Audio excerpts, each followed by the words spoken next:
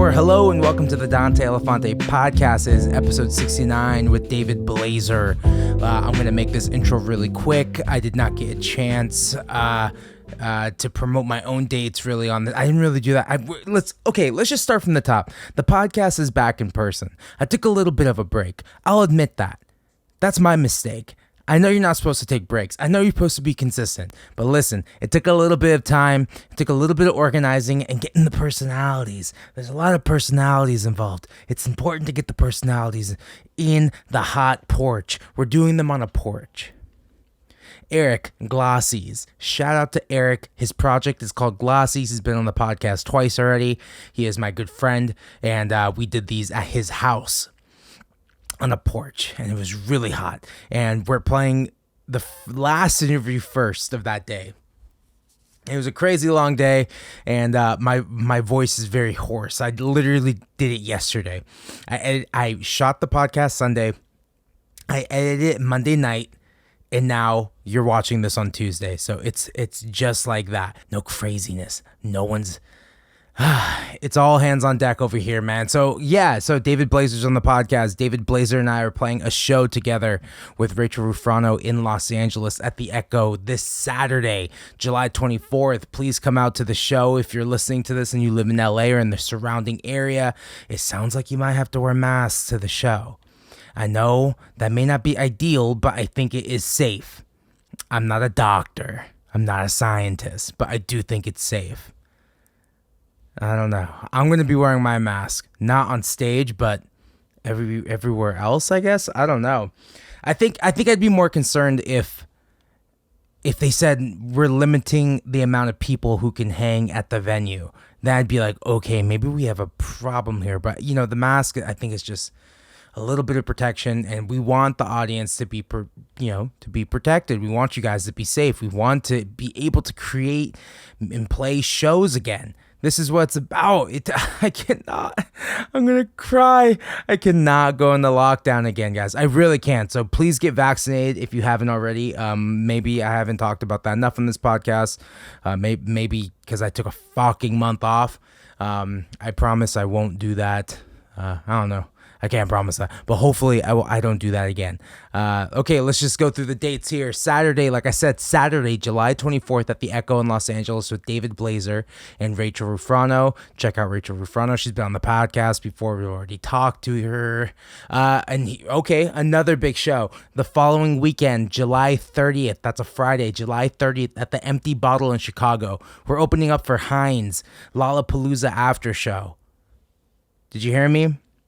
Hinds, Lollapalooza after show. That's right. Your boy is affiliated now with Lollapalooza, not just Lollapalooza, the bootleg version we did in LA that, cease and desists were sent over, obviously.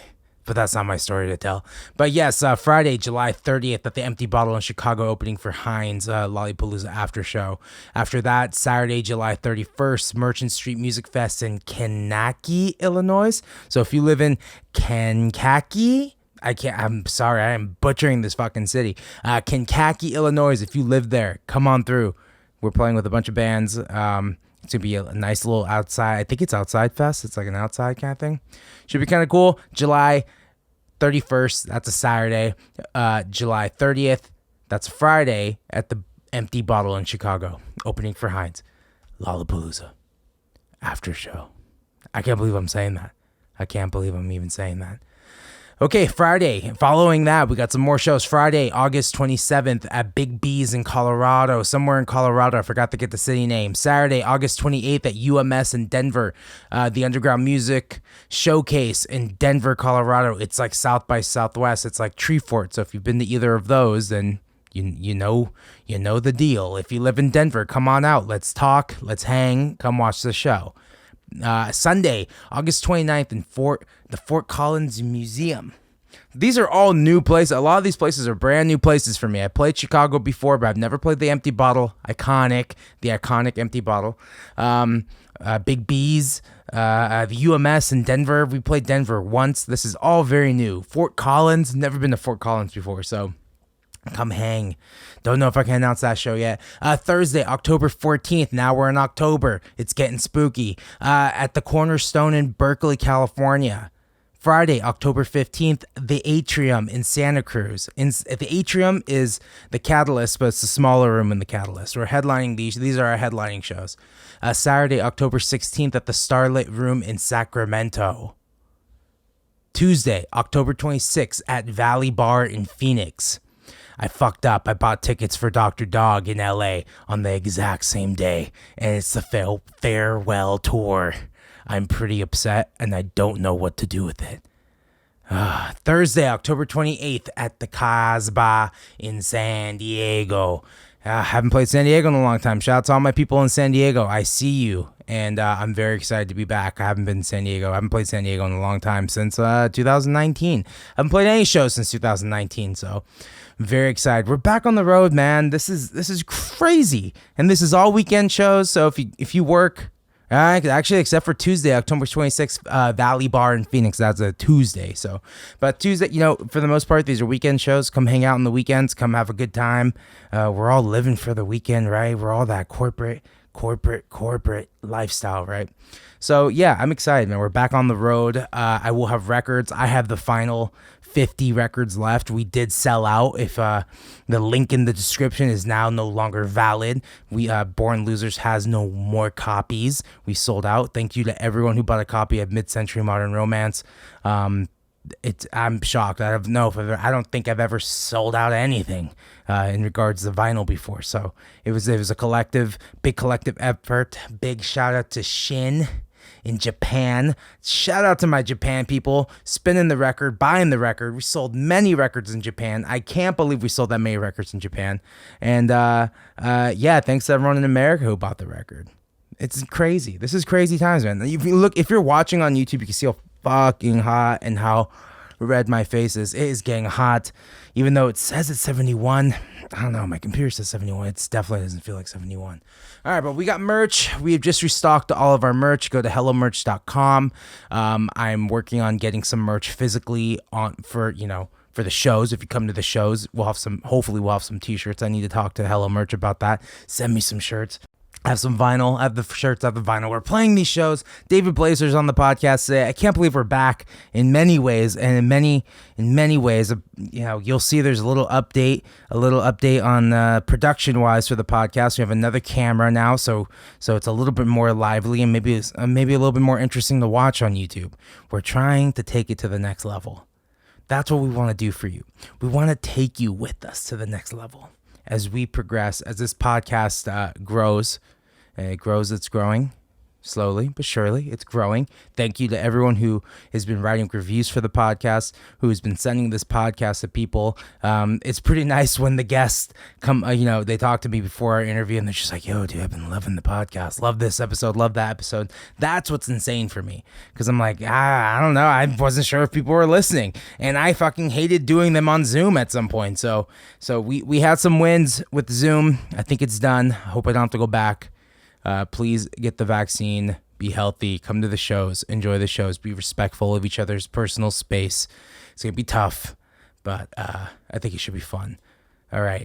Do I need to run through the shows again? Do I need to run through the dates? Saturday, July 4th at the Echo in LA. You know what? I don't know. I won't. The tickets, go to www.danteelefante.com/tour and you can buy the tickets there. Or go to the link in the description of the YouTube video and it should be there. But www.danteelefante.com/tour. That's where you see everywhere. That's where you'll see everywhere that we're playing. The insanity. All right, I've been talking for way too long. It's almost 10 minutes. I don't want these intros to just drag on. So, all right, well, thank you, David Blazer's on the podcast. Come to the shows. Thank you so much. Next Tuesday, I'll see you. Sick. Sounds good. My God, man. Last interview of the day. What a day. You guys must be white. Blazer. Yep. That's my name, fortunately and unfortunately. That's your real name. You never stop hearing about it. That's my real name. Okay. Yeah. People like it. What's your last name? Zarate. Ruben Zarate. Yeah. Dude, so this is what I've been doing different on the podcast because the analytics are telling us people don't watch to the end. So promote what you got to promote now. Oh, man. Okay, well, my name's David Blazer. I'm a musician, artist, and damn, I don't know what else to say beyond Shows? that. Records? Oh, yeah, I got a show coming up with this gentleman right here. it. It's going to be great on the 24th at Echo, which is a legendary spot. Love that which is venue, like yeah. so great. I've got a bunch of records cooking up. I'm like nothing really planned out yet. I have a bunch of stuff in the oven, but hopefully gonna get those on the ball, like rolling soon. It's just a matter of kind of making that executive decision to be like, this is done, put it on the shelf and get the next step, the artwork and all that stuff rolling. So are you producing it yourself? Yeah, I pretty much do everything myself. I mean, especially with COVID, it kind of made it like a necessity to kind of do a lot of it on my own. And like, I have friends who are amazing artists and musicians, mixers. So people hop on. Yeah. I think like for the most part, if I can do it all on my own, I will. Just because like I can see what I want, but it's hard to do some of the things I want to do, tastefully, because I feel like for the most part, I throw things together and like see if it works. Like experimenting as I go along. So it's almost like it's a weird thing where. Also, just having a second opinion is great. Even if someone's just throwing a simple bass line on something, it's a nice thing to have someone just like be a part of your project, even if it means just sitting in and being like, yo, this could be like this, or giving you some ideas. But yeah, man. That's crazy. Yeah. Okay. So then the songs you have out now, those are just singles? Yeah. Are they going to be part of the album or? I think at this point it's very much trying to do a lot more collabs, so that's really where my headspace is. So whenever somebody has something and they're like, hey, look, I think you could do something for this, or they like what I do and think like I could be a funny like addition to what they do, I'm like, yeah, let's do it. Like, that's definitely a conversation I had a bunch on this podcast over the pandemic of like in hip hop and in R&B, like the collab is such a great way to self promote and like just general fun, but like also a way to like your audience is brought into my audience and now we're sharing fans, and we don't do that on the indie rock side or whatever we call ourselves, whatever this is, but like the opposite side of hip hop and R&B, like I guess like it's R&B anyways, but like I don't know, labels are fucking weird, man, but like we just don't do that enough on our side. No, we don't. I think because we're like hyper creative people, like in general, are just like, I see this thing in my head and I'm like, I'm going to make it happen now. Yeah. And like, there's an immediacy like to the way a lot of our brains work, where it's like, if I can't see it now, like I'm going to lose some of the kind of the juice.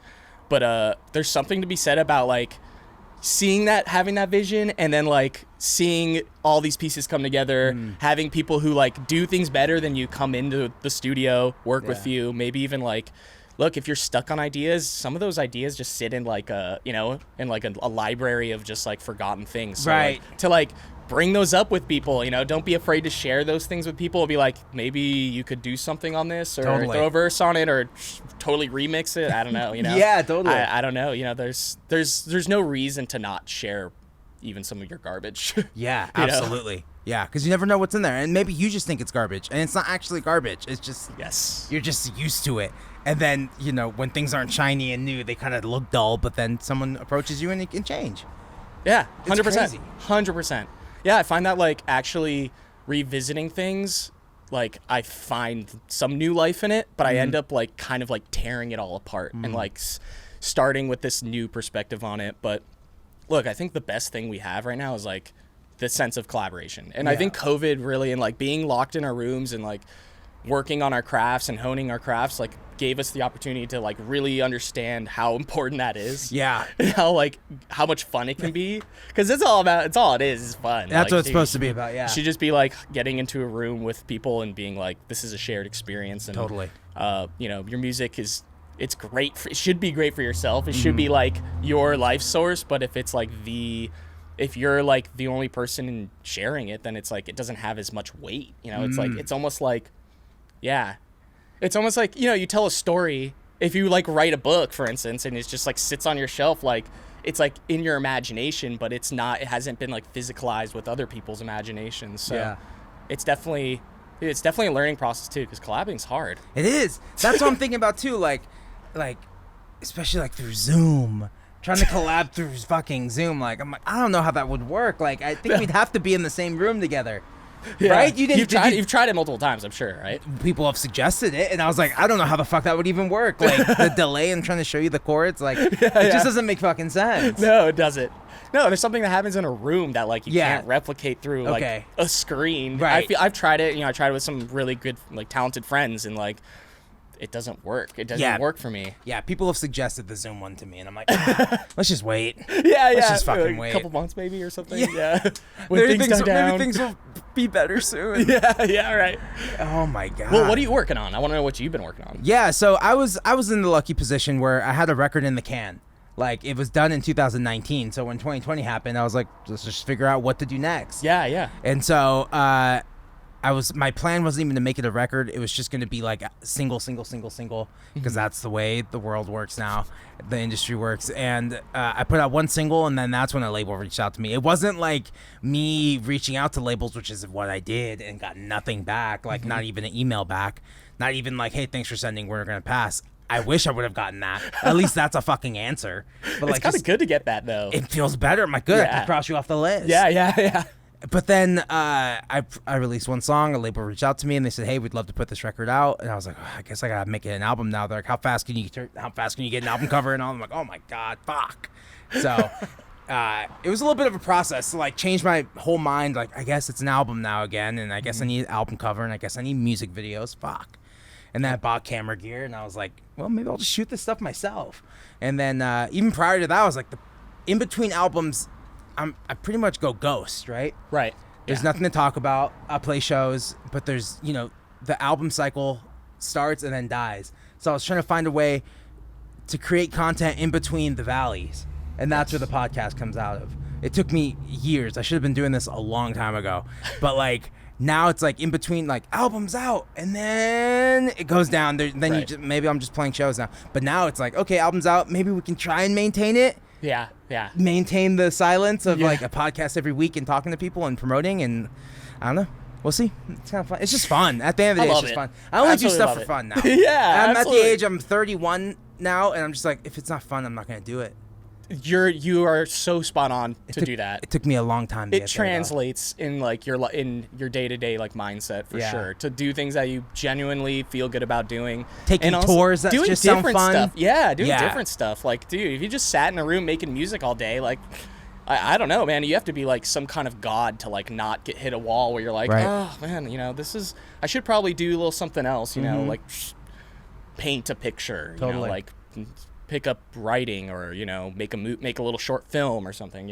Absolutely. There's something to be said about that. It also helps like your career, your music itself. You're telling stories in other ways. You're not just like, you're not just kind of, you're like not just digging from the same well. You're not taking the same water from that well and just like recycling it. You're finding something new, and that's what's exciting to me. Always evolving is like that's key. If I find myself like doing the same stuff, I'm like, I need to do something else for now. Okay, so with this David Blazer project, were you doing stuff before under a different name, or did you remove all the stuff because there's very little content now?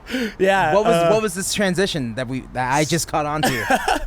So about 3 or 4 years ago, since I was like 17. I was a like producer, beat maker, and I had my alias was a soul mechanic. Like I just kind of made like this down tempo, instrumental based. Yeah. Yeah, it was more like hip hop, kind of electronic hip hop and experimental sounds. I grew up like loving Low End Theory, like Flying Lotus, and, like all those guys. So like I loved doing kind of like beat driven music, and that was like my passion. I thought I was so good at it, and like. And I think I'm still pretty good at like that side of, the production aspects, but I feel like I was just not, it was not me. It was not very much not.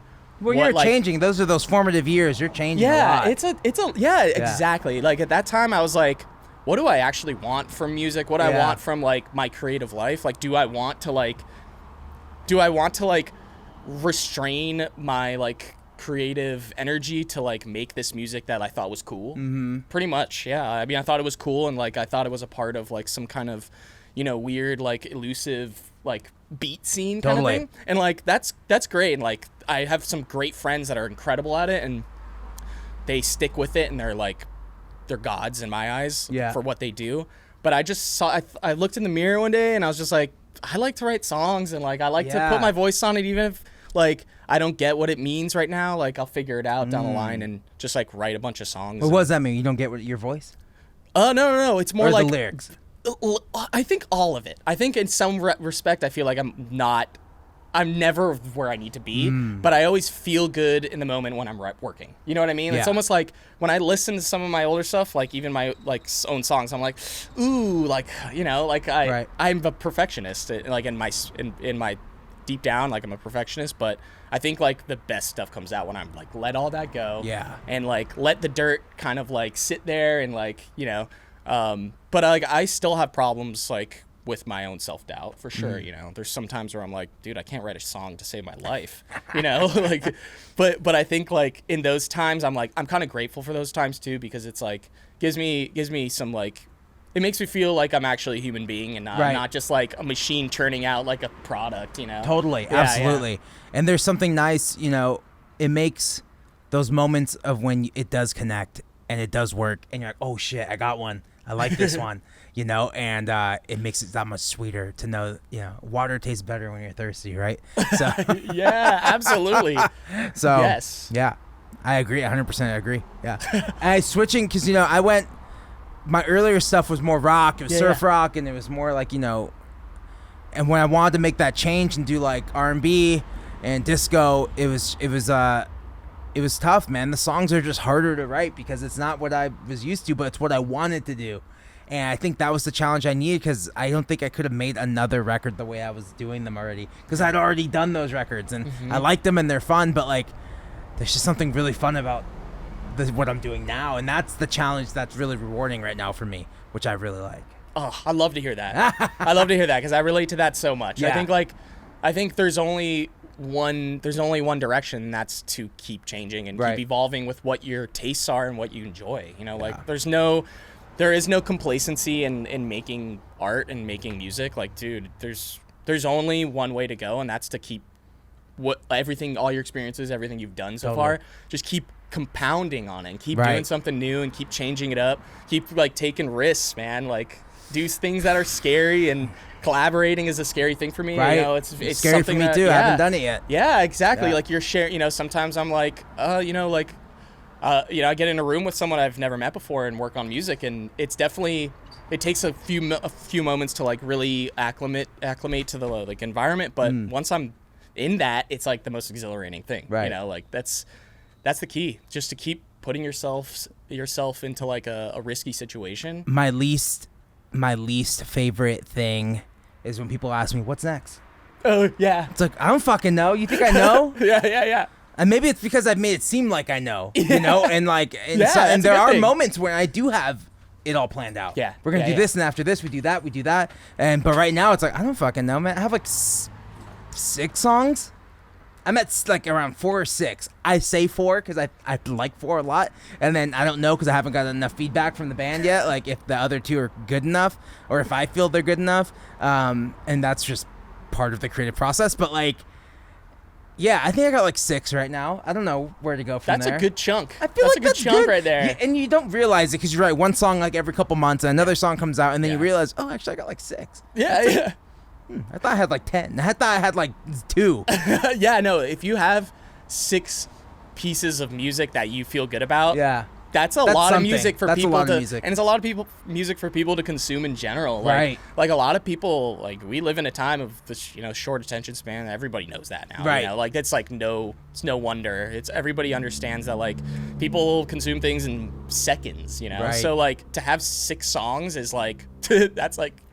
That to me is like a full LP nowadays, and it feels like it. Yeah. I don't think my last like 2 records have been like 8 or 9 songs. Like I had that dream of like my first record was like 13 tracks or something. That's what I thought an album was. It's a good number. And I refused to like cut songs. Yeah. And then there's stuff I wasn't proud of later on. I'm like, that song was all right, or that song was okay. And now I'm just like, no fat, just like trim it. Yeah. Even if it's a good song, if it's a bad recording, I won't put it out. That's honestly, it took me a long time to understand that too. Yeah.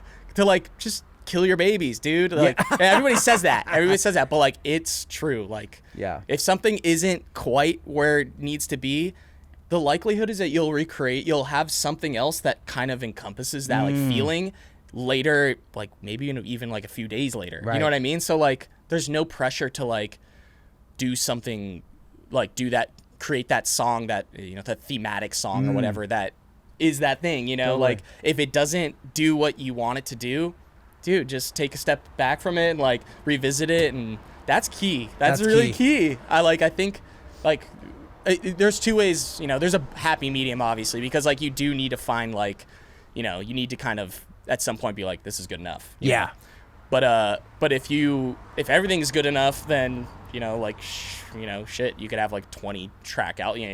Massive albums. I don't know about you. I create a lot of stuff. Yeah. Like even just drafts of stuff, and like I feel like in order for me to get to something I like, I have to make a bunch of crap. I just have to. I have to get out of my system because like I'm kind of ADD in that way. Yeah. And if I don't make that crappy song, then I'll likely, a week after not working on anything, I'll make a crappy song and be like stoked on it. Totally. You know what I mean? Totally. Yeah. It's kind of I get that. I definitely get that. Yeah. That's crazy.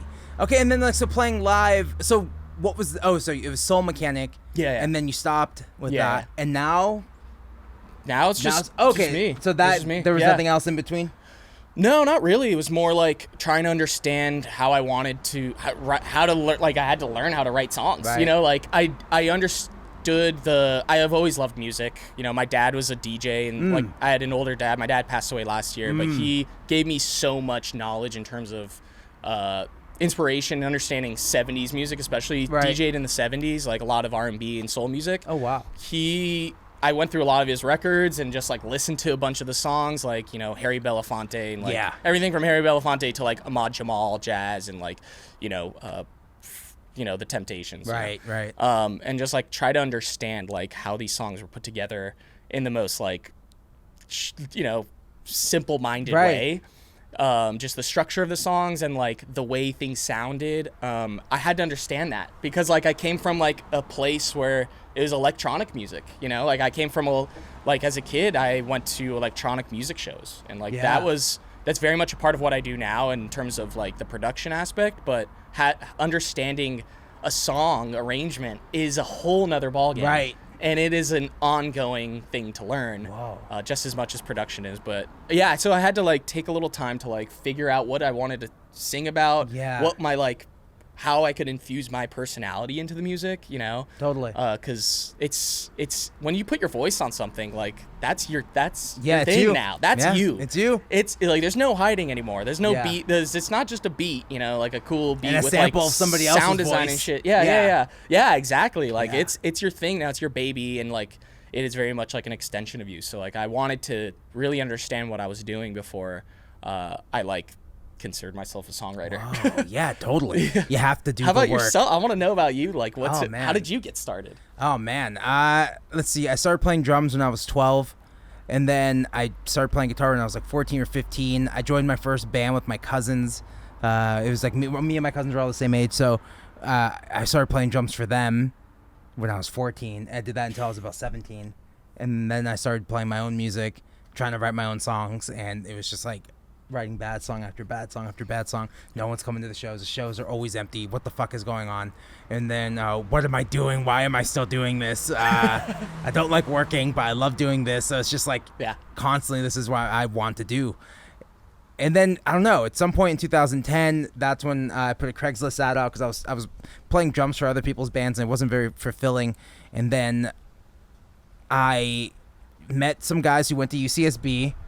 We had a practice space out by UCSB inside Ala Vista, and wow, what a place! I know, dude. I used to play shows in IV when I was like 15. Oh my god, it's not good. That's kind of inspiring in its own way. Kind of, if you understand what it is. Yeah,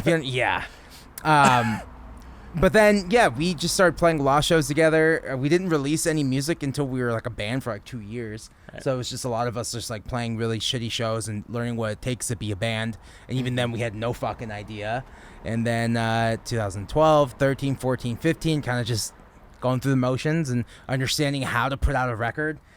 Which was like very new to us, how to get comfortable in the studio, because prior to that we were paying like hourly studio rates, and then you're kind of just like, that was an hour, we spent an hour setting up the drums, like that was $50, like what the fuck did we just do? Yeah. And it's just like all the recordings always came out so bad. And it wasn't really until we met like Eric and a few other people that was like, oh, you could spend your time on these? You could like... And you could do them from the comfort of your own home. And make them sound really unique and like their own thing. Yes. Yeah. And you can get comfortable and you can like spend your time, and if something's fucked up, you fix it. Yeah. Like that was just like, wow, that's cool. That's so cool. Imagine just making something that you like. Yeah, no, seriously. And like it's like you said, like you brought people on board to like give you this like newfound knowledge. Yeah. You know, that's key.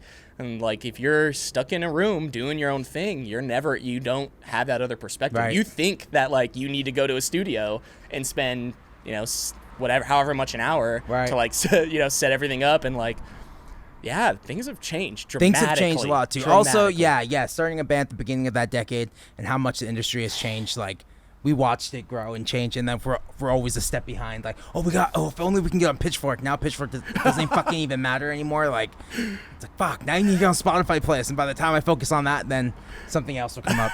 That's just my luck. So to avoid chasing trends, I just kind of just keep doing what I'm doing. What do you think about TikTok? Dude, I love TikTok. Yeah. Okay. Oh, dude, I have to use it more because like I hopped on it. People are hyping you up on TikTok, man. I'm telling you, dude, it's funny. It's a funny culture, man. It's so unusual because I have no clue how it works. I really don't. Like, I know a lot of it is very much like clickbaity topics that become the thing, you know, that like people latch onto, and like a lot of it's all about recommendations, you know, like those are the things that like trend or wacky shit, and like I love it. I just don't know where to start. I frankly don't know where to start. It's pretty simple. You start the account and you post a video. And then nothing happens, and then nothing happened. Then you post another one. Nothing happens. You post another one, and then for some reason one day you post something, and then you're like, "Whoa, it's got 500,000 views. What happened?"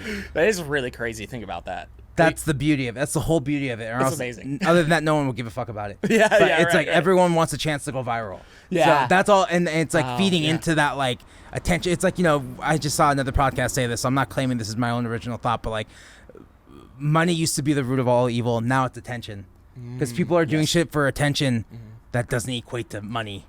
And now we're in a dangerous place because of that. That is at least when you sold your soul, you got money for selling it. Now you just fucking blow up on TikTok and you sold your soul. Yeah, now you just have people like chuckling at you in their bedroom with like, their dog. And they're just laughing at you. And you're like, you were trying to be sincere, but now you're cringe. Like, right. Cringe posted, cringe talk. Yeah, no, absolutely, man.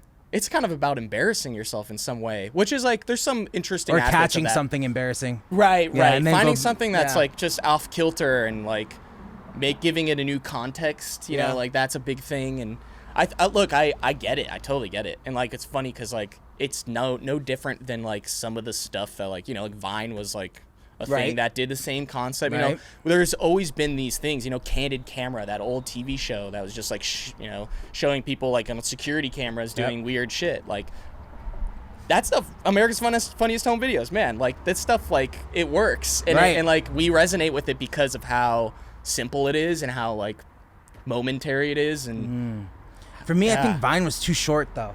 Vine was short. It like was way short-lived? Or like the like short-lived, and the actual clips were like 6 seconds or something. Oh, was it? It was like 6 or 10 seconds. 6 seconds is really short. How do you get an idea across in 6 seconds? That's why the cuts are really that's why those ones were so successful. The cuts are really tight, and then I don't know. TikTok's a minute, and then you look at the analytics on TikTok, and most people are watching for 11 seconds anyways. So maybe crazy. Vine was right, but I don't know. Ooh, 11 seconds, and some of the videos are 15, 16 seconds? Yeah. Oh, that's the average? Yeah. That is really interesting. Yeah. That's pretty really wild. Quick. Kind of like, it's interesting because, you know, obviously like that bleeds into the music world so much. Like, you know, writing a 4-minute long song, sometimes I'm like, oh shit, I wrote a 4-minute long song. There's no fucking way I'm changing it. Yeah. But like, there's a good chance a lot of people won't stick around, and like that's you got to be okay with that. It's so upsetting. You got to be okay with it. Yeah, I kept thinking too, like, oh, you know, when you see the stats on Spotify, like the songs at the bottom,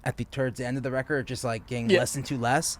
And like, well, maybe I'll make a shorter record. But then I made a shorter record under 30 minutes, and it still happens. It makes no fucking sense. People just don't want to listen to an album all the way through. It makes no fucking sense. It's really crazy. But like, there's like, it's a slippery slope, dude. You end up writing 2-minute long songs, and like, how much can you do in 2 minutes? It better if it's not a fast song, like, or right, you know, like, I don't know. It's really interesting. Yeah. It's really about those first couple seconds, though. Yeah. It's like when I listen to something, I can know pretty immediately if I don't like it or if I like it. Yeah, that's an interesting, very interesting concept. Because, I mean, I think you can, in general, you can feel when something is like sincere or just feels right. Yeah, it doesn't even have to be anything, I guess, like specific. Yeah, you just turn it on. If there's something in there, production wise, or if there has to be that little seed in there that you're just like, oh yeah, I'll keep listening. What's this? Oh, okay.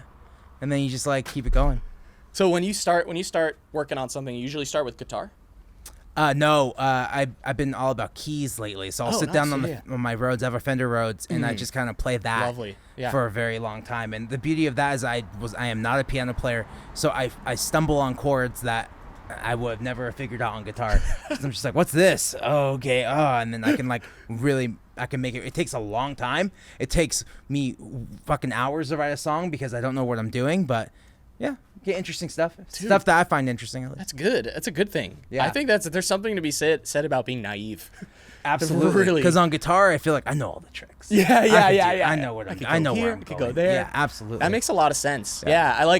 I think I consider myself like a mutt of like all of the production music stuff. Like I feel like I just pick something up and then like I may not be good at it, but I can find a way to like make something with it. Yeah. Like I think there's something to be said about like just picking something up and trying it out, even if you're not recording it. Just like you pick up like a melodica and just like play some chords on it, or but like a Rhodes, there's something about just the tone of a Fender Rhodes. It's like you got a simple like chord in there, like you've got this whole like world of possibilities. Totally. I'll play just like one chord, I'm like, oh, this could be something. Yeah. It's just like fucking E minor. Like, oh, but this is you just like start humming to it, right? Totally. Yeah. Oh, I love that. That and Wurlitzers, man. They just sound so fucking good. Yeah, absolutely. Yeah, what it's funny because like a Whirly and like a Rhodes, they're like brother and sister in a way. Totally. They like one of them's a little like the Whirly's a little bit more like growly and like a little angstier. And like the Rhodes is a little smoother, and like I don't know, they work so well together. They do. They're both so important. I feel like that's the hardest decision to make when, at least when we work together. It's like, which one is this one? Is this a Rhodes song or is this a Whirly song? Yeah. Well, I guess how do you? It's a DX7 song. Yeah. There you go. Way off. Yeah. It's funny, like the harpsichord sound. Yeah. Oh, there you go. Like dude, we did that for Vegas because that's funky. Yeah. Dude, I love that track, by the way. Yeah, and like it was supposed to be like a Rhodes song, a romantic kind of Rhodes, like, and then our producer. It's funky, man. Yeah, I played the chords, and then the producer played the bend bar on the DX7. Yeah, the bend bar on the DX7 is so wonky too. That's the best part. That's the best part. It was so funny. But that's what makes its thing, you know? That's I don't know how to recreate that shit live. We would need two players. I feel like tracks. I feel like that's the fun challenge of that though. It's like almost like and it reminds me because I was just listening to a lot of Talking Heads the other day. The song This Must Be the Place. Yeah. You know the like little pinchy, the like little trumpet synth thing that yeah, exactly. I was thinking about that. I was like, dude, how do they play that live? And then I listened to them playing it live and it was like a little different, but like the idea was there. Like those notes were there and like it's a keyboard. It's some like early weird trumpet like it's a like DX7 type stuff. Yeah, it's a great sound.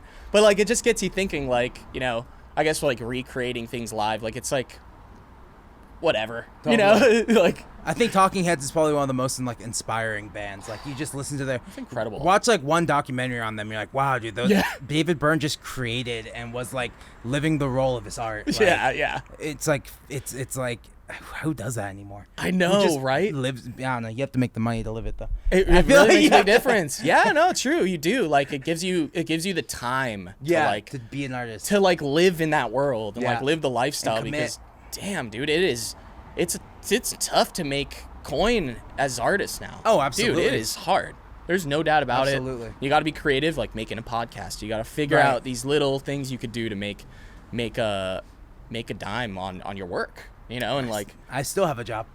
Yeah, no. I do all this shit, and I still, dude, I work at a muffin restaurant. Really? Like, yeah, it's great. It's in Glendale. You should come by. Yeah, it's really great. It's called Muffin Can Stop Us. No, We make English muffin sandwiches. You guys are both welcome. I'll hook you up, give you guys some fat discounts. Dude, They're so great. Hell yeah. I'll give you guys some strawberry rose lemonade. It's my favorite drink. Good coffee. And then it's in Glendale? Where are you working? I work for I don't know. I haven't talked about this a lot on the podcast, but I do social media marketing for Seymour Duncan, the guitar pickup company. Dude, that's really okay. So that's okay, I'm like month in the world. 2. You're working in the universe, I'm bro. in like month 2. Okay, I just got it. I spent most of the pandemic doing this podcast. Honestly, you're working in something that like it's not music necessarily. Yeah. But it's the music world. Yes. And I think that's key because like, like it took me a long time to find. I did social media for a lot, like personal chefs. I can feel that you're so good at that. I really do. I really feel it. And like that's a skill set that it's really important now. Yeah. You can take that into any division of what you want, any route, and like, dude, social media is the way the world turns. It's just how we do it. Yeah. This is how we do it now. It's just weird because it's such a new job. Like it's been around for 2013 maybe. Like right. That people don't. It's not really respected in the marketing world. It's just like you do that. Like I've talked to other marketing people and they're like, oh, you're in marketing. What are you doing? I was like, oh, social media. Oh, so you're just like, it's like. Actually, we create content strategy. Like, and we handle fucking ads sometimes. You guys are the modern Mad Men. Absolutely. That's what it is. You guys are creating the imagination. It's cheaper than what they used to do because Facebook ads and all that shit is way cheaper than traditional radio and print. Yeah. Dude, can you believe that people actually spend millions of dollars? I mean, look, you get it. You're commercial on the Super Bowl. Right. Makes sense. That's the only time. Yeah. But like, the fact that you can put something up for free on dude, TikTok. It's just you, your personality, and like it could totally spark your whole career. Some dude on TikTok posted, here are some songs I like today. And you were on there. I was like, damn, that song is sick. And then my girlfriend sent me that TikTok too. She's like, I think you'd like these songs. And I was like, I do like that one song. And it's like, that's how it works. Dude, that that's costs how you we nothing. Met. Yeah, but I also don't know which video. Like some dude? It was some dude dancing. I don't even follow him. Yeah. I know. It just popped up on my For You page. I'm grateful for it, man. That's awesome. I'm glad. Like meeting people like you. That is where. Yeah. That's where it's at for me. And with it music. costs you nothing. It's nothing. It is nothing. I don't have to like pay to be in a club. Yeah. Or I don't have to like put up a billboard advertisement. Literally, it's just in this cloud and like. Friends who share similar interests with you like share things and like it's just amazing that this is how relationships are built. No joke. And I'm grateful for it, man. Super grateful. It's just about putting shit out there, man. I don't know. And like getting past that wall of I can't post that would be dumb, that would be stupid, I can't post that. And it's like getting past that barrier and I'm just gonna post this. What if this doesn't get a lot of views? Fuck it, I'm just gonna post it. But now I was telling him I have turned off my Instagram likes. I think it's just better. I don't keep all the notifications on. I can't. It's too much for my ego. Yeah, exactly. I'm like, oh god, I'm somebody. Right. But dude. So I turned off all my likes and I don't see how many likes people get and no one sees how many likes I get. It's just out there. Good. Very good. And that's how I think it should be. Just if the content's good, I'm gonna click like. Yeah. But I'm not gonna like something because everyone's liking it. No, and that is huge. I'm good telling for mental you, health, man. It's good for you. I'm telling you, turn those notifications off and just like post the stuff you want to post, like the stuff you want to like, and then get off. Most of the stuff I like on Instagram is like art stuff. Like I find some really cool art. You've curated your feed. I've curated my feed and I've gotten rid of all the junk. I've like restricted all the stuff that I thought was just and like I've taken a lot of time to like I'm very good at not looking at my phone. Like I think, dude, that's just toxic. It can be very toxic for you. It can be, yeah. Like absolutely. We're not meant to be like face down in our phones. No. We're supposed to be doing this. That's what we're supposed to be doing. I haven't looked at my phone a lot today, and it's been awesome. Eric, have you been on your phone a lot today? You dog. I know. That's what I'm saying, dude. We gotta get you a mic and a camera. Dude. Bro, you gotta be like this. You gotta be like the side character, man. Yeah. Just like chimes in. We gotta get you a You gotta wear some GoPro. sunglasses too. We gotta get you a GoPro, dude. It's all stony on the side. Yeah. Yeah, you got like a little keyboard like with some demo instrumentals on them, you know, like just like. Yeah, I want to pull up like YouTube videos and like Yeah. songs, like just have everything dialed, or like someone's not sure, I'll do the quick research. Yeah.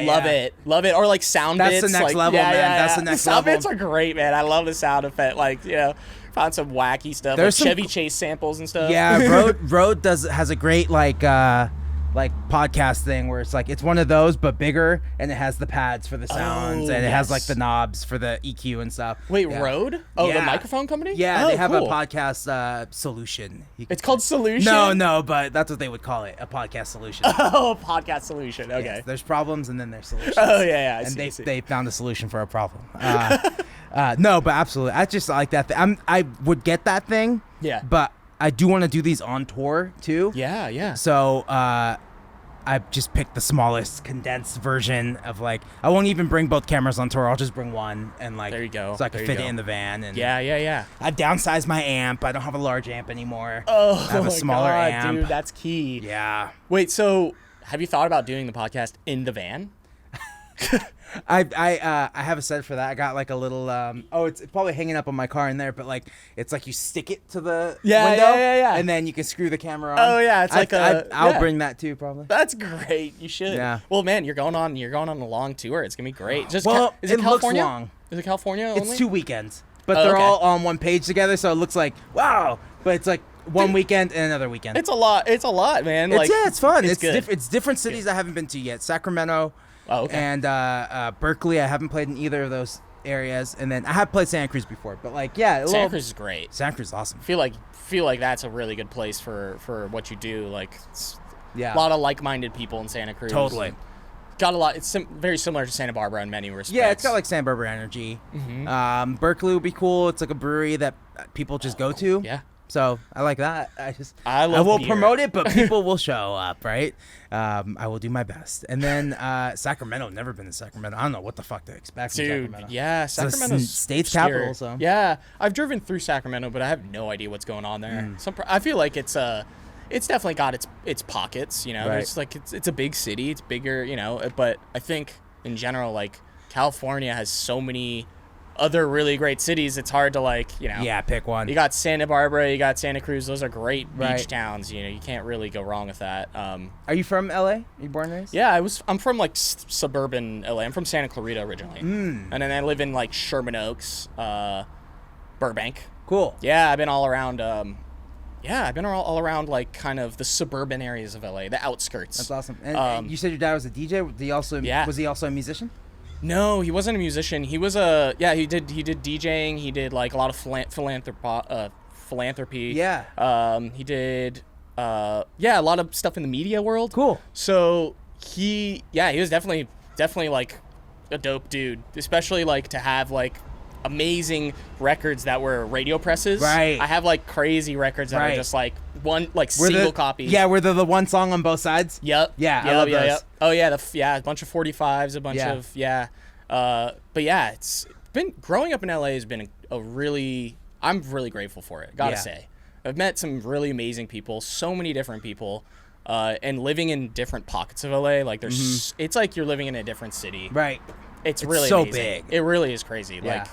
Like the difference between Burbank and Santa Clarita is like night and day. You know, Burbank is like arguably the Hollywood of the real Hollywood, and then Santa Clarita is like, you know, you ever see the Yeah, TV 'cause- show Weeds? Yeah. That's what Santa Clarita Nice. is. Yeah, Well, yeah, Burbank is where the actual that's where it happens. shows are actually being made. Yep. Hollywood is like Disneyland. Like, Yeah. this is what you think you're looking at. It's dirty Disneyland. Yeah, it's like it's Disneyland, dirty. but like not that great. Yeah. It's just like, this is what we tell tourists it's all about. But it's like, actually, everything's being made in Burbank. Yeah. Yeah, That's yeah. crazy. Yeah. Do you ever go out to Burbank and record? There's a lot of recording studios out there. Really? Yeah. Yeah. I mean, I don't know. So are you recording a lot in studios, or are you doing more like just home recordings? for the Home most part? recordings? Yeah. just Like, like as you us. transition from that. Yeah. Yeah. Like that's where it's at. Totally. Why go to a studio? Totally. Yeah. I have been I produced 2 records pretty recently, and I went into a studio for that just because, like, I don't know, fuck it, you're paying for it. So. Yeah, they got nice shit, and it's like I know the engineer, we're friends, like. Dude, that makes sense. Look, like, also, you want to get that sound. You want to get that sound. Yeah. A studio's gonna do it. You want to record that vocal, that's gonna make a big difference. Totally. It does. You know, the space makes a big difference for sure. The only thing on the flip side of that is the space makes a big difference. You know, like, shit, like, it can be really cold in a studio space, so like totally. I love it. I love an ice cold studio. I love going in a hot studio. It smells like Lysol and just like everything's sterile. nice and clean. Yeah. I do like that. I also like I know like Akon or something likes to keep the studio nice and hot. Really? It's supposed to be very good for your vocals. Oh, that makes sense. It's like super sweaty and like okay. And you're drinking hot tea, obviously. Well, like, I don't have a choice because I have terrible air conditioning, so that's like it's like fucking hot. Anyways, So I'm like, you want it or not. All right, it works for me. But no, I find like, dude, the space is like the most important thing in general. Like totally, wherever you are, whatever you're doing, like the space is like if you don't feel good about what you're doing, it doesn't matter what the things are that you're using are what quality they are. Or, you know, it's just like to me it makes no difference. Shit, I'll just hold up a mic and sing, and like it could be the shittiest microphone, but like I feel good. I'm gonna go with that recording. Crazy. That's awesome. So with the live show, are you gonna have a band? No, I'm just gonna do this on my own because I can't afford it. And also it's just like hard to get a band together. I have a couple really good friends that are eventually gonna hop on the performance side of things.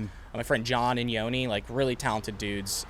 One of them plays like killer sax, the other plays like amazing strings. So, eventually I'm gonna have them play shows with me, but it's difficult to get, you know, rehearsals together right now still.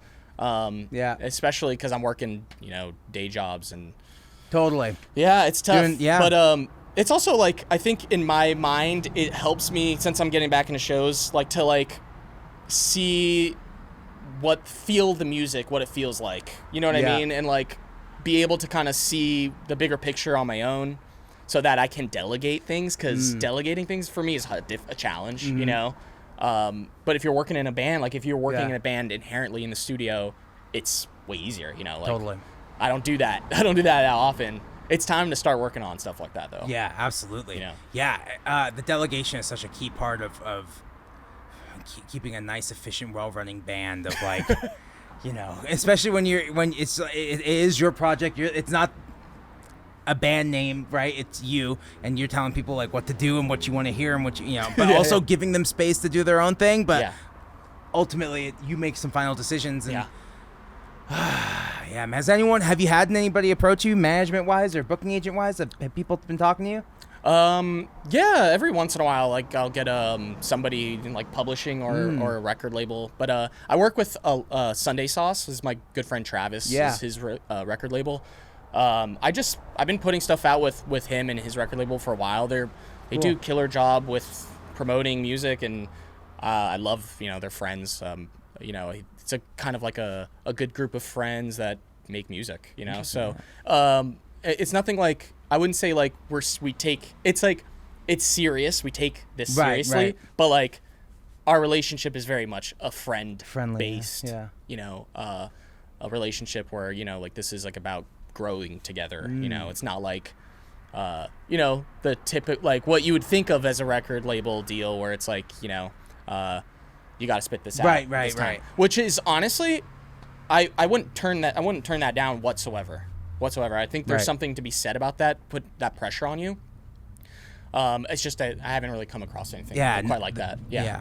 I think it's only a matter of time, man. That warms my heart, my friend. I think it's only a matter of time for you. I want to work on some stuff with you, man. Let's I think do we it. can make some wacky stuff. Yeah, really man, I'm down. Yeah. I'm down to fuck around. Yeah, let's do it. I mean, I live like 10 minutes away. We hop in the studio, bang some shit out. Draft some stuff, or just smoke weed and hang out. Do that too. You know, I'm all about it. Yeah, hell yeah. Yeah. That's amazing. Yeah, man. I think the future is bright for you, David. I think you're gonna play shows. I think you're gonna need a band at some point. Yeah. And I see big things. I don't know. What do you want? What do you want from music? What do I want from music? I want to be able to make music every day, Right. comfortably. I want to be able to create music without having to worry about that other thing. You know, whatever that other thing is. Like, I think the ability to create every day or have the opportunity to create every day, it's something I have, but I think there's a clarity of mind you get when you are making enough money to do it. Yeah. And there's no denying that, you know, like to be able to support yourself on your creative like work is a serious challenge. And, you know, we've all had to take stupid ass jobs or things that may, you know, take that time away. At the same time, like, I kind of like having something else, you know, because I feel like if I was doing music full time exclusively, I may lose my shit, you know? It's like a weird thing. I think ultimately what I want for music is to be able to create the things I want to create and do it in a way where, you know, I have complete freedom to do it. Because that's like, I think what we all really are looking for. Talking about a healthy work-life balance. Yeah, exactly. Yeah. And like, look, I don't think there's nothing really about being a full-time musician that is like glamorous to me. Right. You know, it's like, it's more like I wanna be able to like some days just sit in the studio and work on music all day. Totally. And like not feel guilty or like, you know, like kind of like a loser, you know? Right. Yeah, totally. And and then there's just days where you don't want to do anything. Yeah. And I want to be given the luxury of doing nothing. Absolutely, which is great too. I mean, look, like it's actually essential that you sometimes just do jack shit. Right. Just hang out and, you know, think about nothing, think about whatever you want, you know, read a book. You're like, totally. It's hard. It's definitely hard to do that when you're so preoccupied with other things, but like those things are really important, crucial to your health. Yeah, it's crazy. We were talking about that on another episode earlier today of just like, you can't clock out of this shit. There is no clocking out. It's like this shit is like on your mind all the time. It is. If this is what you want, like you can have it, but Yeah. there will be a price to pay There is a mentally. price. There's a price to pay if you want to be that full-time musician, man.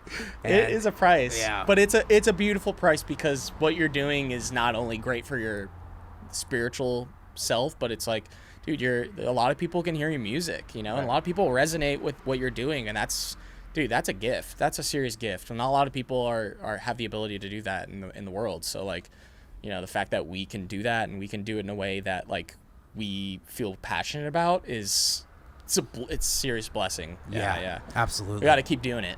That's the key. That's all. It's just about being able to do it. I've been doing it for a long time. Yeah, but it's look, just like, how do I keep doing it? How do I just keep how could I be here more and work on this As soon as you more? cross 30, you're like, how do I do all of this shit? How do I do everything that I'm like society tells me I'm supposed to do and everything I actually want to do? Right, yeah. You know, how do I progress as an adult and as a person while I'm still trying to do something that makes very little money? Yeah, like when you're in a serious relationship and partner's talking about marriage and kids and you're like, someday, I don't know what's gonna happen. You know, I promise, just give me time and I'll figure it out. Or maybe, I don't know, who knows? Look, the fact of the matter is you're doing something you love to do, and that translates. It does. It translates to, you know, the universe, to the people who actually listen to your music, and, you know, to your loved ones too. You know, they like, if you're passionate about that thing, like, it doesn't matter. It like the like monetary things, they're gonna come. They're gonna come. Yeah. You really like, you have to have faith in that. Yeah. You have to have faith in that, and you have to be like, look, I'm not going to put this thing down. Like, music is going to be a part of your life. Yeah, it's good. I know it's going to be a part there. of my life. Whether I am, like, constantly touring and pushing, I don't know if I'll be doing that forever. I don't know. Like, that's a serious lifestyle change, yeah. Serious lifestyle change. Like, I do love touring, but, like, I know at some point it's not going to be fun, like, sleeping on floors anymore. So, I do think about that, and I do wonder how I'm going to react to that, especially when music has been, like, my identity for so long. Yeah. What happens? What's on the other side? Yeah. Well, I think about that all the time. You do, yeah. Of course. Yeah. Like, I think we all think about that all the time. Yeah. Like, with this stuff, it's especially with this last year. Yeah. Where it ended and it was taken away from you. Yeah. And you're like, oh, maybe this is how the rest of life will be. I just go to work and come home and Yeah. That's it. You know? Yeah, right. Is that enough? Yeah. Will it be enough? Will that be enough for me? Yeah, I don't know. Video games? I look like When I sell my roads because I need money? No. Yeah. That sad day where I'm like, I gotta sell you, dude. Oh, God, man. I've done it before. You got to go. I've sold things because I had to pay off a ticket and Right. stuff happens. And it kind of makes you hungrier to Buy it back. do better. Yeah, to be better about Yeah, that. buy this shit back. Like your instruments are your tools. They're your they're your children. How's it looking, Eric? Okay, good. Nice. Very good. Yeah, man. It's been fun. It's been fun getting back into the swing of things, doing the podcast again. We have a show. This is gonna come out. I'm gonna release this podcast like first. So we do awesome. have a show this Saturday, July 24th. And are people gonna wear masks at the show? I don't know. I think they are. I think so. I think they're gonna have to. Yeah, I think you're right. I think they're gonna have to. But I guess you just take it off when you get on that stage. Yeah, I was then thinking you put it back on? wear a mask. Yeah. I don't know. We gotta take our masks off when we're Well, singing. at least when you're singing, oh man, I don't know. Should be interesting. It's I'm gonna be an curious to see what interesting thing for sure. I'm nervous that people just aren't going to come now. Even if they bought a ticket, they're I think they're gonna come. Okay, I alright. think they're gonna come, and I think that fact that we're playing the Echo is a big thing. I love the Echo. Echo is a legendary. I haven't spot. played the Echo since it changed ownership. Oh, okay. So, because before it was like that's a more long- family and like I had the email to the owner's email and I could book a show. But I haven't since it switched over. It's like Live Nation owns it. Oh my God, yeah. I don't know anyone at Live Nation. Fuck. Hey, Shout out to Live Nation. Thank you for the show. yeah, it's gonna be good. I think people are gonna show up and look. Yeah, I think- in the end of the day, we get to play our music out in Public again. Yeah, it's gonna be loud and it's gonna be fun. I love it. Did you do any live stream stuff during the pandemic? No, I didn't do live stream. I should have. I'm always like working on something. I'm like, right now is like a good time for me to like live stream. But then I'm Yeah. just like, I don't know. Like, I don't know. It's like the same thing with the Zoom thing. Like, I just like, I don't know. I don't feel. If I had someone else doing it, I'd be like, yeah, focus on that. Like, if I'm like, I turn that on. Like, I'm gonna lose my vibe. It's tough when you're the artist and also the producer. Yeah. It's like, oh shit, I have to do this. Yeah, That's why I it's all like that hats. Eric's because if he wasn't there, I would be focusing on those. Making sure that they're running all the time. Yeah. Making sure that thing's on all the time. Dude, I would no. be so focused on that. That's why it's nice to have Eric here. And even if we haven't given him a camera yet and his own dedicated mic, He's we will going get to there. A camera. We should give him a head cam. Yes, that's what I'm saying. That's what's up. And then yeah, we just put the little YouTube video at the bottom. I can edit it later. It's fine. Yeah, I love it. I'm excited. Yeah, I don't know. Other than that, like, how old are you? I'm 28. Oh, nice. Good age. That's a great age. It's a pretty confusing age. I mean, Absolutely. all ages are confusing. All ages are confusing, but 28's a funny age, man. It's kind of like I feel old, but I'm not old. Because in the grand scheme, you're not old. You're 28. You're so fucking young. But, like, you don't feel it. You're like, at No. 28, I'm like, dude, it's coming up. Yeah, 30's coming up. dude, The anxiety of 30's, like, looming behind you like a fucking monster. And it's nothing. Yeah. It's actually the biggest relief to turn 30. Yeah. It's so fucking cool. I feel it. I feel it on the rise. Yeah. It's like this build up, and then it happens. You're like, oh, no one cares. Oh, the world didn't end? Yeah, right. Oh, there's a 30-year-old over there. You know what I mean? Like, that's how it goes. And I thought about it, I was like, man, some of my favorite records are made by 30-year-olds, you know? Like, Absolutely. all the Does that solo bu- Beatles yeah. shit, Plastic Ono Band, 30 years old. 100%. And that's funny because, like, I think that it's with the arts a lot. Like, people Mm-hmm. like are like, oh, you have this window. Dude, like, some of the best possible music you can make is after you've had the experience Right. of your 20s. Totally. I believe that. Like, I feel like I haven't written some of my most, like, important stuff yet. Yeah. And I'll always feel that, I hope. Yo, absolutely. Yeah. There's always something to achieve, yeah. And I know it's like in comedy, it doesn't work like that. The older you get, the more wisdom you have, the funnier you are. Yeah. And so I don't know why it didn't turn that way in music. It's like we just want young kids. Yeah, you just We want, need like, younger 16-year-olds. Yeah, we need 18-year-old TikTok stars. Like it's different, but you know, you just keep writing, man. Keep sharpening the blade. The more you Yeah. write, the sharper it gets, and then you write better and better songs, hopefully. Or Yeah. you fall off a cliff, like some bands have. Whoa, Not to what? name bands. Not to name bands. Dave Grohl. Oh. I was such a big fan. I was such a big Oh, Foo Fighters yeah. fan growing up. And Yeah.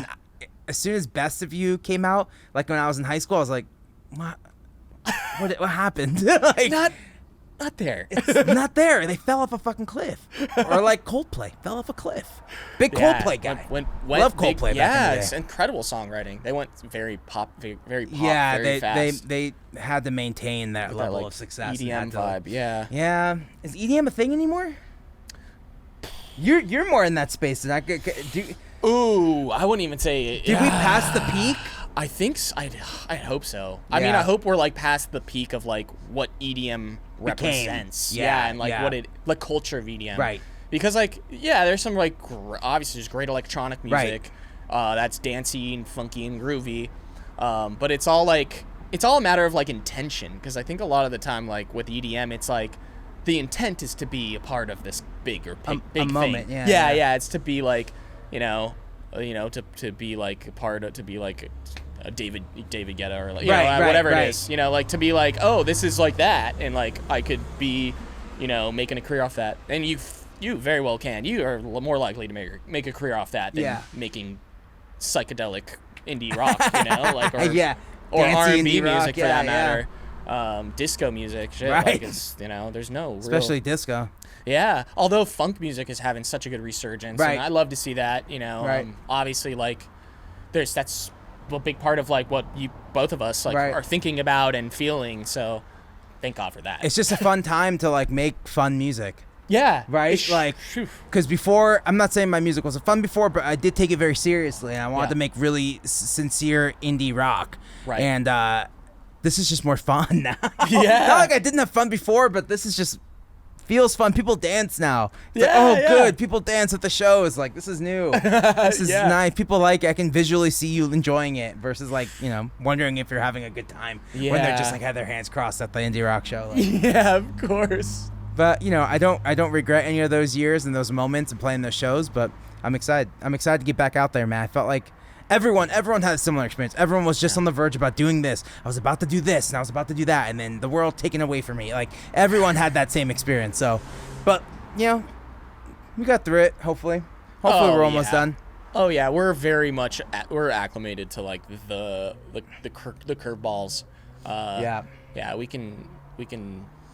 We can start feeling good about where things are headed. I think so too. I mean, we should have been feeling good anyways, but I think for the most part, like, we're in a good pocket right now. Mm-hmm. We've got good music coming out, like all the time. Like, we're always meeting, you're always meeting people. You're always, chopping it up with people. It's like, great time. It's a great place to be. And with the lack of like seeing people at shows, I feel like the DM has been like less like invasive, to be like, hey man, love your music. Like, maybe we could work together sometime. Yeah. Versus in the past where it's like, why are you bothering me? Right It's like, I'll see you at a show or see me at a show or something like. Yeah. Now it's like, it's less like of like, hey man, just want to show you some love. But we were talking about this in the last episode too, of just like leading with authenticity when you are approaching someone. Hey man, just love your music.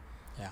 Let's do something some point, like, but like, no, understanding that they don't have to accept that request. Like, they don't. No. And that's, like you said, like, they're now that there's an appreciation for that. There's when someone hits you up in your DMs, it's like, oh, this person really resonates with me on a deeper level, a much weirder and deeper level than if they saw me perform, or which is interesting because like performance, seeing someone live is like the most profound thing. But there's something about that, like, they're taking the time out of this like timeless period to like be like, hey, this resonates with me right now. Thank God for that, because this time is pretty weird. And what's the worst thing that can happen? Like, yeah, man, send me the track you think I can hop on. Yeah. And then if you don't like it, be like, it's not for me, man. Yeah, it's cool. Like, I wish you the best, and wish like, you the best, maybe man. down the line, like, something happens. Yes, yeah. Exactly. It's just about being polite. Yeah. I feel like, I don't know. Yeah. I hope we all got better after this pandemic. You think that, and then I go out and I DJ, because I also DJ. Oh, sweet. Cool. I'll DJ. Man, that's great. I DJ all vinyl, and then... Oh, turntables? Yes, yeah. Thank God. And then people are just back to their rude ways. Yeah, They're really? just like, can I plug my phone in? They're like, really? We learned nothing about personal space and respecting others' art? Don't you know who George Clinton is? Yeah, absolutely. Yeah, exactly. Yeah. It's interesting though, because like the medium is it makes a big difference. Like turntables, like, dude, you can't just like flip on like, Katy Perry song. Yeah. They don't. I hope they don't print those records. But like the fact of the matter is like they're records have a certain, like, there's certain music that needs to be heard on a record. Right. And, like, if you're not down for that vibe, then, like, I don't know, we can't be friends. Don't approach the Sorry. DJ and Sorry. ask him to change the vibe. Yeah, 100%. right, right.